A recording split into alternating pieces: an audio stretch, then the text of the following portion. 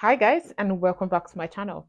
Queen Esther's Diaries here. So, like I promised, a lot of us, like those of us who have been following me on Instagram, on our live chats, I promised you guys that I'm going to be creating a series, a Let's Talk Guyana series. Yes, if you don't know, Guyana is a South American country that also counts or belongs to the Caribbean countries or the CARICOM countries.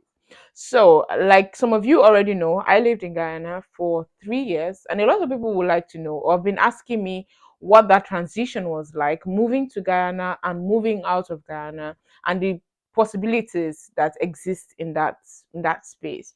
So, in the next few weeks and months to come, I am going to be creating a series. Yes, a Let's Talk Guyana series, and I'm going to be inviting our colleagues and friends that I made living in Guyana. It's going to span from medical students, nursing students who I also met, and any pretty much everybody and anybody I met in Guyana who is willing to come up on our channel. Like, I'm excited about it. Yes. So, but today we are having Dr. Peculiar. Yes, Dr. Peculiar. I met him while I was living in Guyana. He was already there before I came. And today we are going to be sharing with you what that whole experience was like. I really hope that this video helps you make an informed decision about moving to Guyana, because at the time we didn't have enough information online. But right now, here is this Nigerian girl who lived there for 3 years trying to help you make that decision. So guys, sit back, enjoy as we welcome Dr. Peculiar. So guys, here is Peculiar. Sorry, this way is Peculiar. Yeah, it's Peculiar. I was telling you guys about him. We met in Guyana, but let me not talk too much about this. Let's go straight to getting to know who this handsome looking Bilonia Onye Cash is. See the way he looked at Need the cash. Please introduce yourself, Mr. Peculiar Ihemo, also known as Dr. P. Nico, need the cash. Anyway, I'm Dr. Peculiar. Just call me Dr. P. I studied in Guyana from Nigeria. Studied in Guyana. Currently living in New York. Lived majority of my life, majority of my young adulthood. Growing up young adulthood life in Guyana. I'm a Christian. I'm a music director, tech director, creative director, all of them in one. I don't even know what to say again. People be wondering. People be wondering why we are laughing in between. They don't understand that this topic of Guyana. They don't understand. They don't get it. How did we even meet? Each time I try to remember, I really can't remember how we actually remembers, because I was the one that actually approached you. Yes, we met at. I remember you had just come into Guyana. Then I was in. What level of my medical school was that? I think that was in second year of the program, and you are just coming. But it was at this. I think this Nigerian community meeting they usually have. Yes, they held that at one of the campuses that we had. So it was they had this Nigerian community or Nigerian Students Association. Yeah, that was when this wonderful girl that was asking plenty questions during the meeting. That was where we actually met. And then the whole I still cannot link that meeting and our music thing journey together. Yeah. But it just happened. Happened. And with the back, I remember. I can't remember when you ever heard me sing or how we ever even got into singing. But I know one day you asked me, "Oh, you were putting a group up. You were putting together a musical group." Yeah. Guys, I think he already mentioned that he's a music director, sound engineer, everything inside one human being. But at that time, Dr. Pex here, then we used to call him Pex. Pex used to be, he was just a medical student that had real passion for music, really beautiful passion for music. And so he saw me once and was like, oh, he wanted to, putting together a group, and he was busy running around as if he was toasting me. Person wey see at that time go be say that they toast me. No, say na song. I said, yes, I know. I think I had met you or something, but we just clicked when it came to that particular point, especially the gospel band clicked. Your wahala with my own wahala just combined. It just combined together. Yeah. Bomb was created, but I think that was. I can't put those things together because many things have gone through. We have gone through a lot. Yeah. We have come out through, and that was how we met. And since then till today, since look at two of us, we are still. Wow. I hope that our parents do not see this video because. I'm just. Let's not drift into music because music was a huge part of us being in Guyana. Music became sort of, should I use was sort of a distraction for the environment we were in, became something for us to channel our positive energy into just speaking. But anyway, before we get there, I just want to ask you, why did you move to Guyana? Why? To be completely honest,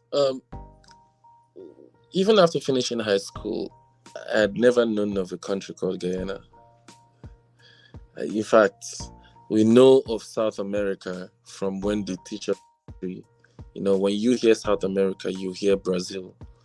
You know, that's the only thing you say. South America is Brazil. You know about. I was actually heading to Ukraine. I had just gotten admission in Kharkiv National Medical University, but then all these whole things that were going on then with Ukraine then started popping up. They switched the ambassador, a lot of things started popping up, and then in Nigeria, then there's agents you'll be using for school. So then, and that was how my agent was trying to find me somewhere else where I can go study medicine because I didn't want to stay longer. And so he actually wanted it to be an interim place, some place that would just be temporary until, because I wanted to leave the house. I didn't want to stay more at home, and my father wanted me out of the house.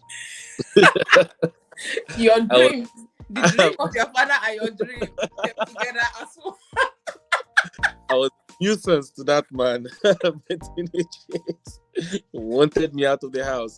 So he found this new school. It was pretty new, but not so new then. A medical school that was opening up in Guyana. Then Guyana was then started, popping up a little bit in the world. And then I just like that. He's like, oh, you're going to found this school in Guyana. He discussed it with me. I was like, Guyana? Where is that place? Then we used to call it Guyana. So I'm like, where is that place? I went to go do my research. And then I remembered, oh, my dad then they would tell, oh yeah, there was this story of that place where this prophet, or is it this pastor that Kool-Aid that killed, how many people died? That was, like, oh yeah. So I went and did my own research, but there was no much information about it.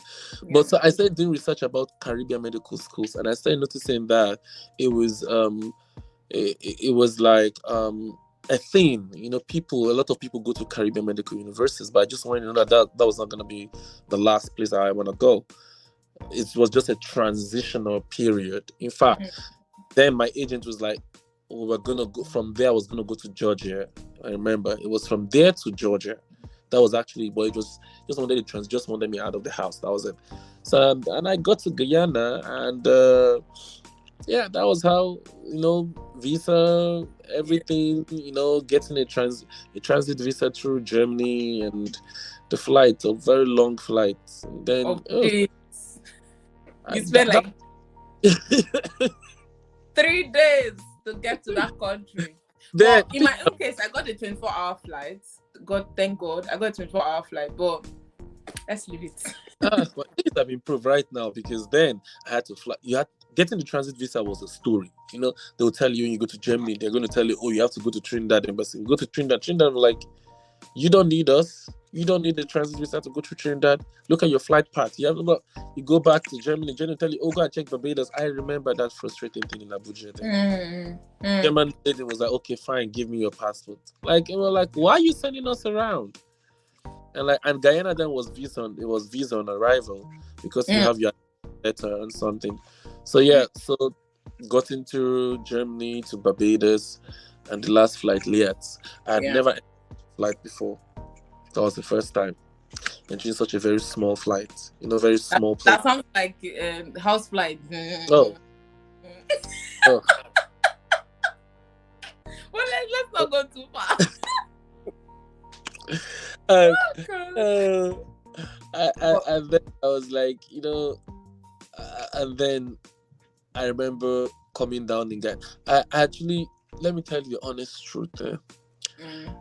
I had watched then Prison Break was going on, and then they had come out to the Caribbean somewhere, and it was the Prison Break water that has finished. I was watching an episode, and they were like, "Oh, what's that smell?" And they were like, "Oh, it's the smell of bananas. It's in the Caribbean." So when I came out of the plate, you wanted to perceive banana. Smell of banana. Before you go into how, let's go there. Let's go there, because I wanted us to talk about what shocked you. Okay. Because remember, this is your first time to leave Nigeria. Leave what you know. So what was the first thing that shocked you first about the country? When I first got into the country. Yeah. What shocked you?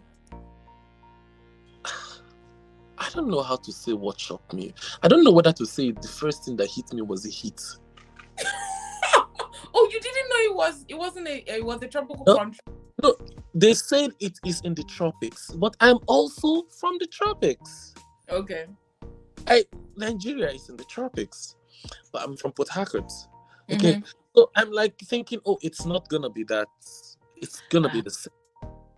And then you came in, and then the heat shocked you, hit you like the Holy Ghost, like right from when that plane turns into Guyana. Ooh. And I was like, there are no clouds. Oh my God! Like, and that was apart from that one that shocked me. It was the fact that you just said there are no clouds. You wake up in the morning, then I remember the sun is literally like it's the sun that wakes you up. It was the sun that wakes you up directly through your window blinds. That country is hot. Leave matter. Guyana is hot. And it's hot in such a way that the sun is the cause of the heat. Like, the sun is frying you directly from the sky. And that was the thing. Another thing that shocked me was, to be completely honest, I didn't see this nowhere, but the friendliness of Guyanese people when they just meet you. That was the thing that shocked me. When they do not know you, when know where you're coming from, whoever you're being with, but they like that open. They know them is karma or whatever, but their friendliness of just taking care of you, asking you how you're doing, and all of that was the thing again that shocked. Because Nigerian people, Guyanese people are one group who are very open people. Even though at the time when I was there, I didn't know, because I have not had extra experience. Now you're speaking from, you've left there and you're a different country now, so you can tell how people can actually not be open, and you're wondering, exactly. They are very much more open, even though they have issues of racism on one side. Well, let's leave that aside. They have an issue of racism. But again, it's racism against themselves, because they have a lot of racists living inside one country. They have Indians, Europeans, Chinese, Africans living in one spot. So let's leave that alone. It's almost like being a Nigerian. Do you know, so their music is loud though? Oh. If you want to say what shocked, I don't even know how I didn't remember all this. Because I have left. This was the first time. See, this was the first time you would open a car seat and the back seat of the car are all speakers. Like there is no trunk. There is no trunk. It's speakers in the trunk. And I was like, is this even can a human being live with this? Like, is this healthy? Like, because for me, it's like my heart is coming out of my chest. I remembered when I moved there and then I entered the bus one particular and the speakers were so. I had to put as if I wanted to breathe. I had to put my neck through the window because. And the annoying part is they're playing these songs. They're not even playing like nice songs. No, they're playing shake it up, jump up. And from 6 a.m. in the morning to 10 p.m. at night, shake up your bum loud. Oh my God! And the surprising thing, I'm like, and if you shout, and say, "Can you turn the music down?" They would attack you, and so I would never forget. In fact, that one. I will never forget that experience because that one was the one that really caught. That bus experience was so bad. I stuck my because as if I wanted to breathe, but this is not breathing problem. I'm not being choked here, but this was I have never experienced this before. I know in Nigeria we like music and stuff. We go to concerts, wonderful music, wonderful sound, but this was the one that I have. If you go to a concert, let me not pour too much in this one. You want us to remember Tasha Cobb's concerts? Oh my God! If you stand in front of the speaker will hit you. The sound will push you down. Your chest will palpate. Like your heart, you will get CPR from that. I'm telling you. So I don't understand. Maybe they are made up. Ghanaian people are made different or something. But like today, I cannot adapt to such. I could not adapt to it. But that was one thing I noticed, and they loved it. They loved it a lot, and I was like, "Oh, that's them. They do them. That's wonderful of Guyana." Anyway, so what shocked you about the trick? This one is a hard one. What shocked you about Texila?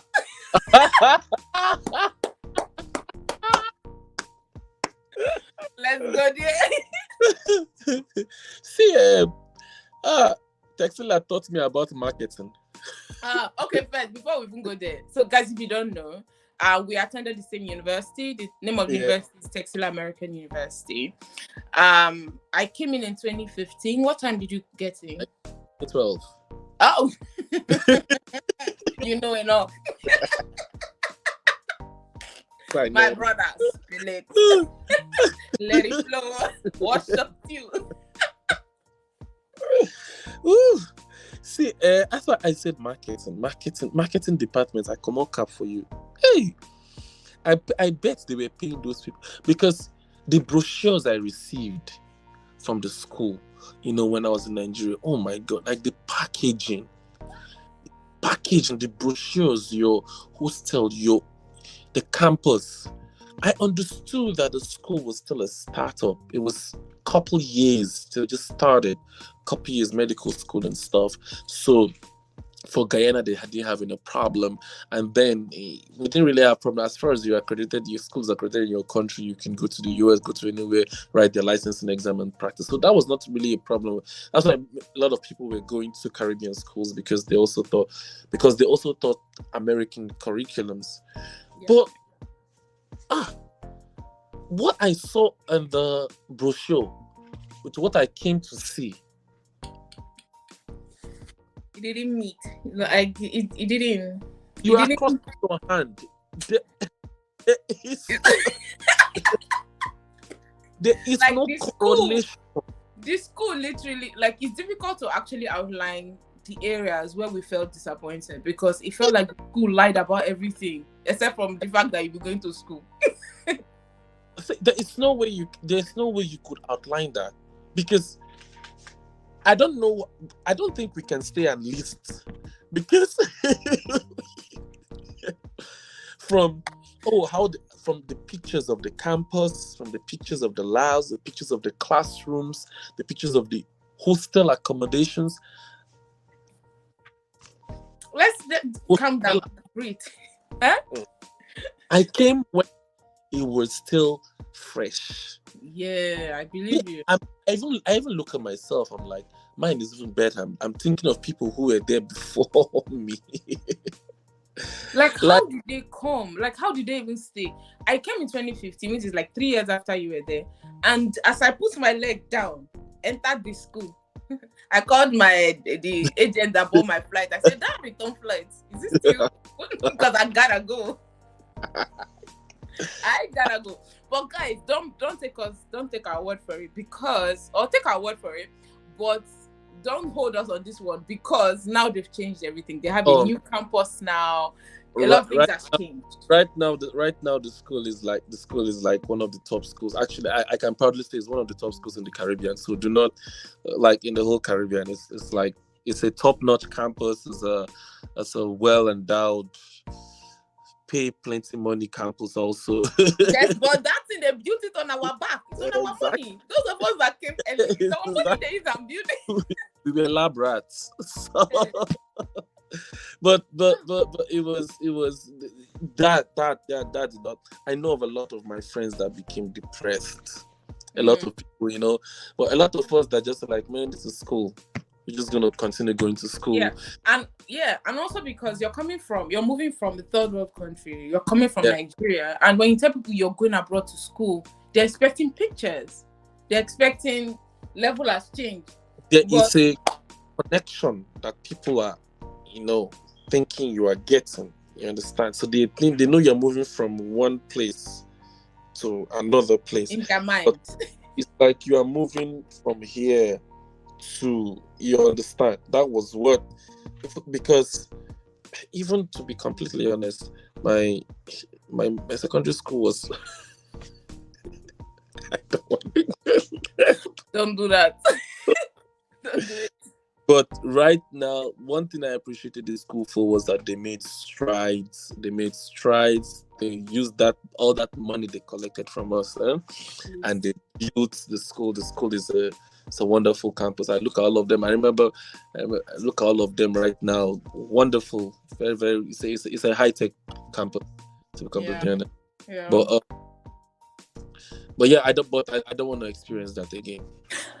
You don't want to experience it the way you experienced it then. But right now, would you recommend Texila? Yes, I would. I recommend on campus study, not online.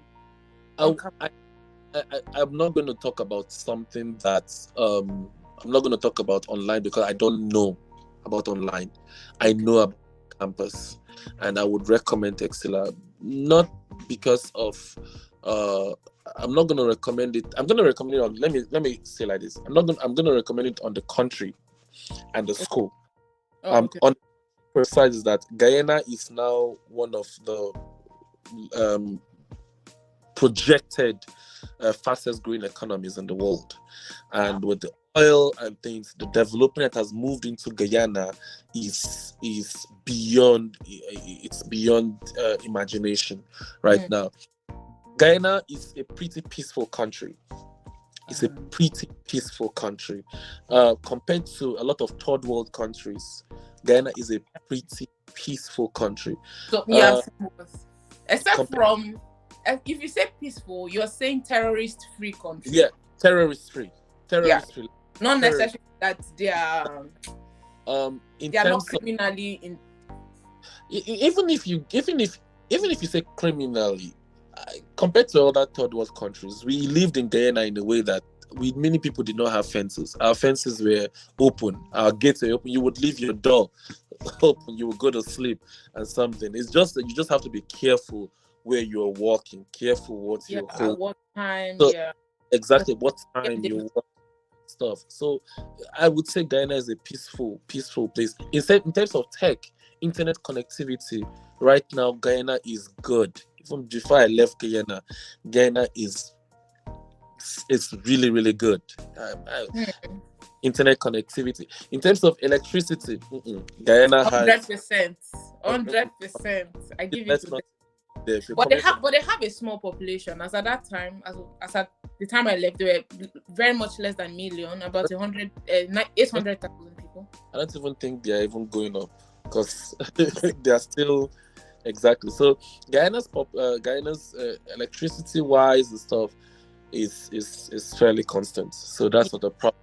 So What I'm going to say about Guyana is that if you are considering going to Guyana, times have changed for Guyana. Things that were like before for Guyana are no more before. The cost of living in Guyana is now really high. It was high before. Yeah, it was. Now gone so high because of the oil advancement in Guyana. Somebody literally was telling me today, because they were looking for an apartment for somebody, and I got an agent for them then. And we had gotten a 1-bedroom for the person then for $600, $700. Now, the person said they only have $1,500. That's Guyana. Guyana's cost of living has skyrocketed. Guyana's real estate market is in a different shape altogether. What? Yes. What? Wait, you mean USD, right? When you say dollars. I'm talking US dollars. What? I'm telling you. You have Guyana is not a place like, let's say, Nigeria, that you can just leave your lights on and go and leave your house and come back. No, that one, don't try it. Don't try it. Your bill. It's prepaid meter. your light will finish. Oh my God. So Guyana will teach you how to conserve your gas and conserve. You can't do firewood. You can't conserve your electricity. Guyana will teach you very, very well. Okay, how to look for house to live in, how to look for here to live in. Okay, that's Guyana for you. And if you're moving to Guyana and see you're looking to work, forget that. It's gonna be hard. Say you are looking to support yourself while you study, because Guyana is a very small population. Very small population, and the amount of things that you are looking for to do is not there. Okay. It's a place for people you are coming to study. If you are coming for business entirely, you're coming for business entirely. And Guyana's visas also, student visas do not really support work. That is another thing. So so I would support, say you're going to Guyana for these particular reasons, because you can be rest assured on in terms of security fairly. You can be rest assured that all this federal government, all these issues of strike and so is not going to affect you. Yeah. It's never going to. They are stable. Exactly. Their current stable, their markets stable, electricity stable, internet connectivity is above and beyond. Everything above. Real estate is where you really, really, really have to say you're looking for an apartment. You will have to really sweat a little bit. Now, in terms of the school, I would recommend Texila now, because in Texila American University medical program itself, in fact, about a few weeks ago, they just received the Caribbean accreditation, HP accreditation, just a few weeks ago, and that changes the ball in every direction, because right now, according to ECFMG has put out some directives. You know that if your school is not accredited by a recognized accreditation council, then Guyana Texila is accredited by NAC, which is National Accreditation Council of Guyana. So that covered them, but they needed a higher level of accreditation. And for you to meet such higher level of accreditation, your school must have gone through a lot. Your school must have been really, really positioned, in a certain place. And that I recommend. And I recommend it because some of our students are working over here in the US. Many of my classmates work in the UK. Many of them are working in Nigeria. Many of them are working in South Africa. So, and they are doctors in their many fields. So I recommend from alumni, also from alumni perspective. I recommend in terms of the capabilities at the school, in terms of the tech at the school, in terms of the lab at the school, in terms of infrastructure. The school's right now, no. It's so much better. It's nothing compared to even the University of Guyana, which they have. I just have to say that's the truth. It's nothing compared. So if you say you want to go to a private medical school, now you're going to feel that private medical school. Yes. But I just tell you that you will feel that private medical school in your pockets too. Yeah. Oh yes. Oh yes. because because there will, a funnel will be attached to your pocket as you're entering. It will be draining. That's the honest truth. It will be draining. So yeah, I would recommend that, because even the lecturers, the I mean, for them to reach that level of accreditation, so it means that even the lecturers and all of that, they are top notch, and They've updated. They've that updated. Even though in my time, I was in top of nursing. I had the best lecturer ever. I wish Texila never lost that guy. I'm trying to remember his name now. Anthony. I wish Texila didn't lose that. That guy has, as at this time, since he left Texila, has worked in several countries in think I keep positions of saying leadership. post. Well, yeah. Yeah, he posts everything about his life on Facebook. That guy, he's the most open person in this life. But then I really love that guy. He even inspired me in some things. But anyway, moving on. Let's leave Texila alone now. Come back to existing in Ghana. That's very important, because you're only going to be in school half the time. The rest of the time, you're going to be interacting with locals and just living your life. So I want to ask you, what were your high moments, like best moments, and what were the down moments? The moments that we cannot see, very down. So tell us, what was your best moments and your worst? Uh, Best moment in living in Ghana, as I said earlier, is that a lot of people took me in as their son. Ah, yeah. A lot of people took me in. That's one of the best moments of living in Guyana. Mm. But um, if I try to remember one of the one of the worst moments of living in Guyana was when I was almost robbed. Where? I would never remember. I was actually coming back from I was God, I buried that memory. I buried that memory. I was coming back from night shift. We had just finished around 9 o'clock, and I was going to go pick up something from someone. So then, because you see, Guyanese buses and their bus drivers sometimes They didn't sometimes pay. the team used to lose. Like, I Mm. don't. So they say they are passing a particular route. So you enter the bus hoping to follow that route. All of a Mm. sudden, they change route and say they are moving without even telling you. And then they will ask you, oh, anybody. Sometimes they won't even ask if you are going in that particular direction. They just go.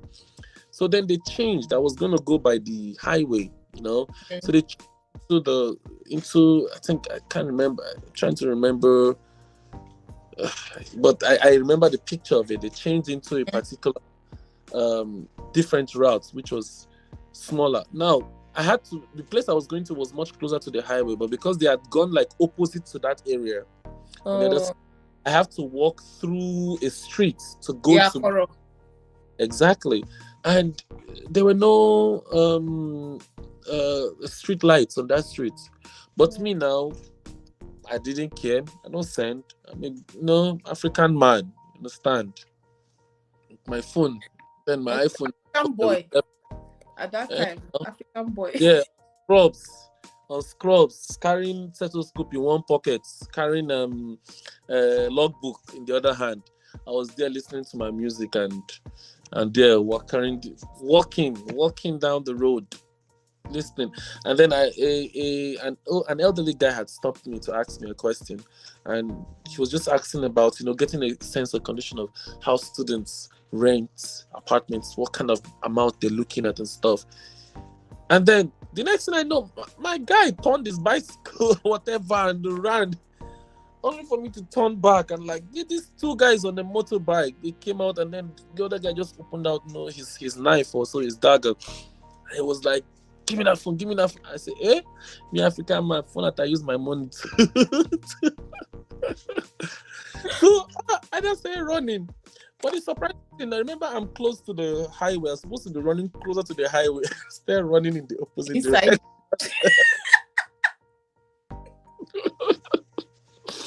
direction. And then I don't know how they were chasing me, and then they hit me and I fell into the ditch. right there. But at that same time, the elderly guy I was talking to had actually gone in to call community people. So many of them had come out immediately. So that was what chased. This happened like in a flash. Well, it chased, so they ran away and they left, and that was traumatizing. At the Yeah. same time, the community people were so wonderful because they came. My glasses had scattered. I don't know where it was. My book, my stethoscope, my phone, everywhere. They came. They helped me up. They picked a lot of things. They picked it together, and then they even took me and dropped me home. Oh. Literally. In fact, they didn't even just drop me home. They took me where I wanted to go to pick up where I wanted, and then they dropped me home directly. So that moment, even though it was elite, it was traumatizing at the same time. It was soothing. It was soothing from the community members, and I really really appreciate. I didn't know how to thank them for that. Yeah. But there are a lot of stories of people robbing you of little things. That's why they'll tell you just have to be careful where you work. So I would always tell people that it is, it's just mindful the time you walk, where you walk. And hold your Jesus, because exactly. Just mindful, and also you can't be brandishing your devices and so outside stuff. Just careful. Just that's all. There was this time I was almost robbed. I was in the market, and a woman in the market just pulled me. And you know how Guyana market is just open market, like anywhere in Africa, it's open market on the floor, everywhere shops. The woman just saw me and told me, "Come." As if she wanted to sell something to me. So I made her enter that shop. She said, "Good, somebody's trying to rob you. Stay here." God will bless you. You're an angel. Thank you. God will bless you. Oh my God, you just made me remember one too. I remember one. The same exact thing that happened to you. I was coming back. Also, we finished those shifts at night. I was in the bus. And I was in the bus, then you know how their system is in Guyana. From where you're going, you have to get to the market. Then from the market, you go as home. The Starbrook market. So I reached the market. I entered the bus. I was now going to go to my side, and I was just there, the back seat of the driver. I think a friend of mine was in the front seat as with the driver too. So I was just there in the back behind the driver. I was just there, raised up my leg up with my phone. And then as we were driving, look at the driver tree. He was touching me. He was tapping my foot. I was like, He was tapping my foot. I was driving, was continuing driving, was tapping my foot. And then he then said something to my friend, like he said, when we had reached one stop, he said, get off here. Someone is trying to, this is how he put it, they're trying to something you. So immediately we reached one particular stop, which was like very, very, very, very public spot. We just got off immediately. Wow. But thank God for good people. Like, yeah, they're actually good. They don't know that they call themselves the good people of Guyana. They're actually what would you do differently now, knowing what you know about life? What would you do differently now if you move to Guyana? If I move to Guyana now, first I entered Guyana when Guyana was really, Guyana itself was just starting up, was just getting known. So Guyana was economically not known. What I would have done differently if I entered Guyana now is the mistake which I didn't do is to invest in Guyana. What I would have done differently. Okay. That's true. If I didn't have money. There was this time. Let me give you one story. Oh God, I don't have a lot of time. When I entered Guyana, then our currency was way. No, it was about the same. Okay, I don't know about what the time. When I entered, it was way better.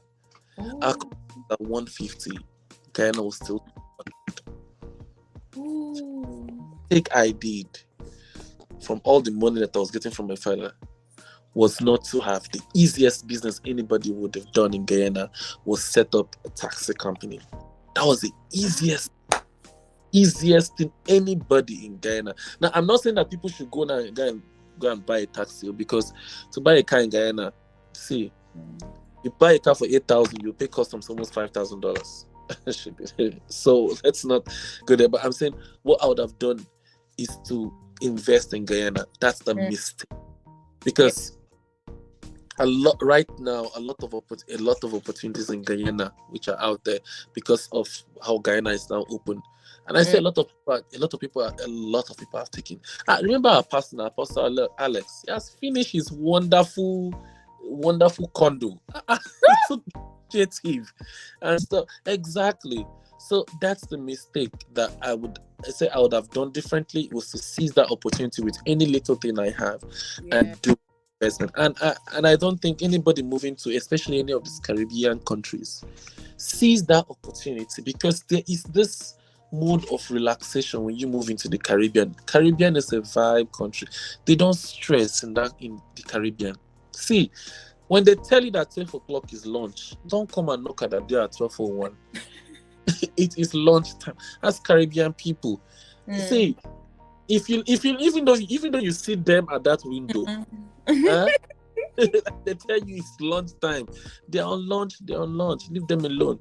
Now, I to be honest, because Caribbean people like food. Caribbean people like a lot of barbecue and stuff, and opportunities that would have arose, that even with little cash that you can establish yourself, was where I think I missed out on, that I would have done better. Speaking of businesses, I just remembered Rhoda Doxa. I think she's still in Guyana, right? Yeah, and she's doing good. She's pushing and pushing and pushing us, and Like, she she's started. another medical doctor who moved to Ghana. She started a fashion business and a food business, if I'm right. Business just new. That's Oh, just it's the fashion business. She started that almost the same time that we moved in, and yeah. there. If anybody who is looking for any African Afro fashion themed anything, the first name you're going to think of is Rhoda Doxa. Rhoda Doxa, yeah. Exactly. So that's where I said that the mistake that a lot of people that will think of, oh, that time that when we had that little change, we could have squeezed it into, I just get Okay. I put a car on the road. That's something that could have supported us. Okay. So that Keke no dey for Ghana now. Well, yeah, that's the thing that would have, because right now Guyana's economy is different. Guyana as a whole country is completely different. You enter Guyana, you will not even believe that you're in Guyana anymore. I really want to go back and visit. Somebody else comes to mind. We call him, hey God, it's not he, the guy who had the shop downstairs, the one who Precious, thank you. Exactly. He opened a whole supermarket. A whole mini supermarket that a lot of students are patronizing. I'm telling you, and that came from just being the caretaker of a building.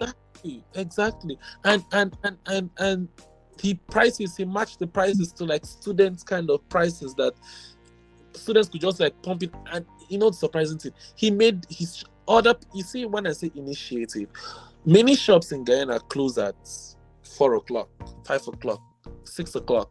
He made the shop open till 11 at night, 12 midnight. So his shop was always open around the clock, 12 midnight, and then the shop again opens back up 8 o'clock in the morning till 12 midnight. And then who are the ones that were running the shop? Students. Now we will run out. And then there was this other sister who used to cook rice. Then I don't know if she's still around. All the names are not with me. Oh, her name was also Precious now. That who used to cook jollof rice and also sell at the shop in the morning. And at the same shop. and then she would like you see a lot of things. A lot of things that I believe that many mistakes that you would have done is to invest. In investing was would have used that, because Guyana is, I'm not going to open my mouth and tell you that Guyana is an easy place to live in. No, please let people who are hearing this not think that okay, maybe I can just go to. No, Guyana's cost of living is gonna be nothing compared to many of the third world countries. Guyana has a very high cost of living because everything they have is imported. Exactly, almost everything is imported in the country, and also they try to match their prices to like US dollars. So an apartment, before you set up you sometimes you even end up, if I would advise you, if you're moving to Ghana, get an empty an unfurnished bedroom apartment. Unfurnished. Get your stuff little by little. Because you furnished apartments, you will see the prices. Yeah, crazy. exactly. What you spend, and the thing I would also say is, the thing I also regret not doing is budgeting. You know, Mm. budgeting is really, will really, really, really have helped in Guyana, because you can say today that you go to the market in Guyana, you see the price of this thing, go next week. And Guyana, see, Guyana is a very wonderful place. You'll call this person, will call you this particular price. Go to another person, you will say there's no. I don't know if there is a consumer price this thing, but there's no. You will hear two different things. You will be shocked for the same item. Yeah. Yeah, it's not like in Nigerian markets where everybody agree on the price. So if you come, everybody will give you about the same price. Everybody, everybody is selling their thing for the price they want to sell it. And one thing I Uh, loved about the market was that when you go to someone's shop, the prices of what they are selling is in your face. Like they mm, put the prices there. So if you don't want right. the person, don't come and stop here and be pricing. Go to the place where they are selling what what you want for the price. And Guyanese people, they don't price, so they don't bargain. See, this is the price. Take it or leave it. They are Mm. not rushing for you to take the. That's the. I thought you say Guyanese people they are cool. They are not rushing. They are Mm-mm. not. If you want it, the same thing Yeah, with you tax. want. Tells you this is the price. Is the price. Don't go and tell him can you Mm-mm. take. They will rather drive and drop you halfway than continue the journey. I'm telling you. It's to take a miracle. Take a miracle. Yeah, I love their business sense to an extent, and I think it works well for their economy, and it means that they know how to cut their coats to an extent. And let's not go too deep into that. But on this matter, when it comes to business, they just cut their coats according to their size. Everybody should rest, you know. Mm. Now, yeah, so that let's finish so that this video is not too long. I wanted to ask again. So, why did you now finally leave Guyana? Why? Well, I left Guyana because I wanted to pursue actually I wanted to pursue medical residency in the US. That's the reason why I left Guyana. That's just the major reason. I love living in Guyana, to be honest. Especially in these later years, I loved living there. In these later years, not in the early years. No, yeah. In these later years, I loved living in Guyana. But the major reason I left was just to pursue medical residency in the US. That's the reason why I left. And I miss Guyana. I would love to go back. I tell you, like people ask me now that which country would you like to go live in? I tell them two places. One, Nigeria is my house. Secondly, the Caribbean. The peace. The peace. Like Understanding. people don't understand the peace. Like they don't understand. There's no one group of people that are running and raising torches and fire and burning fire, and there's none of that. The calmness and the peace is so beautiful because it's not just peace of everywhere is quiet because people can play loud music whether I like it or not. But it's also the peace of knowing that your neighbors are not necessarily somewhat enemies. Like it's community. Everybody knows each other. People invite each other to come and eat if you have a good neighborhood. All my neighbors, they would Christmas, then we'll share this one, we'll give to them, they'll give to even there are other holidays that we don't celebrate, they will give to us. Yes. Many of Muslim holidays, Hindu, and you see that's the beauty of Guyana again. That whole religious thing that I'm a Christian and a Hindu and there's that none of they live together. Not their thing at all. So that you see that peace that comes with that peace of mind, that you see the peace also of, you say you are going to a government building in Guyana, you want to go and see this person, and you have an appointment, you will go there and see the person and come out. Yeah, even if it's the mayor. I met the mayor.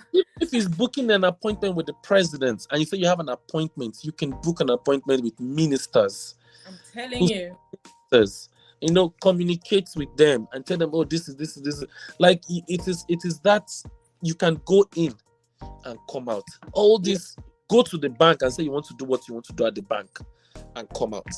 Go and see whoever and come out. There is no headache. There's no you have to know this person to know this person to know this person.